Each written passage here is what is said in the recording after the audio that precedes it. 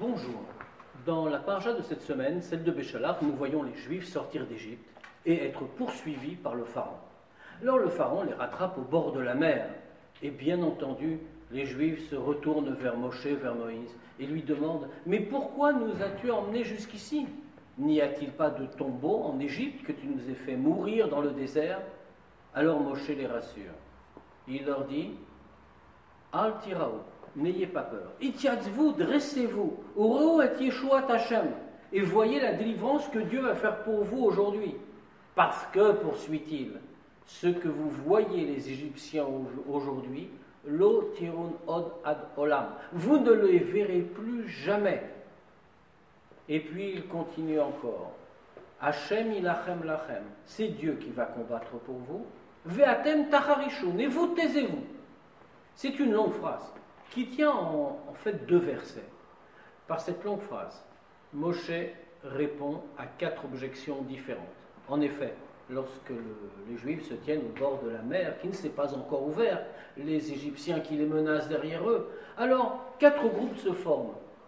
Les uns disent « Nous ne réussirons pas, nous avons échoué, nous n'avons plus d'espoir, il faut nous rendre. » À cela, Moshe répond « Al tiraou, n'ayez pas peur. » D'autres disent alors « Nous ne voulons pas nous rendre.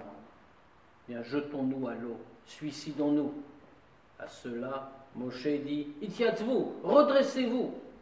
Vous verrez la délivrance que va faire Dieu pour vous. » D'autres disent « Eh bien, la seule chose à faire, décidément, c'est de combattre. » Alors Moshe leur répond « Hashem ilachem alachem, c'est Dieu qui va combattre pour vous. »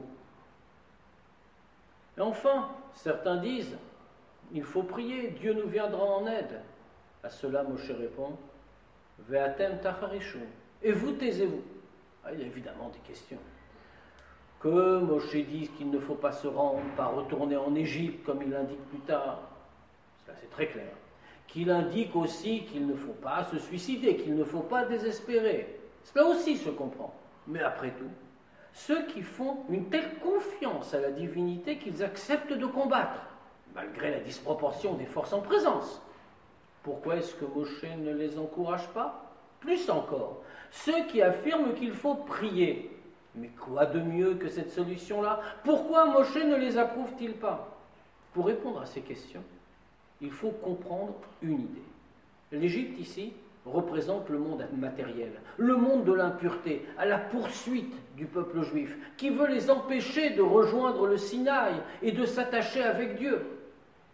Alors devant la puissance du monde, devant sa trop grande présence, les Juifs peuvent avoir différentes réactions.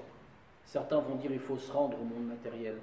Nous allons nous conformer à ses usages, oublier que nous sommes différents. Moshe leur dit non, ça c'est impossible, vous trahissez votre fonction. Alors d'autres disent jetons-nous à l'eau, jetons-nous à la mer. L'eau ici symbolise l'eau Yama Talmud, l'océan de l'étude. Jetons-nous dans le spirituel. Ne regardons pas le monde, oublions-le, séparons-nous de lui. À cela, Moshe répond aussi, c'est une erreur, vous devez y être présent. Alors d'autres ajoutent, peut-être faut-il lui faire la guerre, lutter contre lui, repousser son influence. Cela aussi serait une erreur, dit Moshe. Au moins prier, Dieu nous aidera à lutter.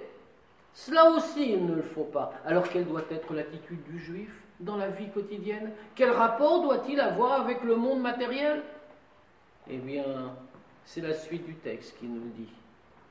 Avancez, avancez. Allons vers le mont Sinaï, allons vers le lien avec Dieu, allons vers le spirituel, au cœur du monde. Si nous sommes capables de garder ça dans notre cœur et dans notre esprit, alors nous sommes sûrs que finalement, le règne de Dieu arrivera et que nous saurons réaliser, selon ce qu'annoncent nos sages, une dira batartonim, une demeure pour Dieu dans ce monde matériel avec la venue prochaine de Mashiach.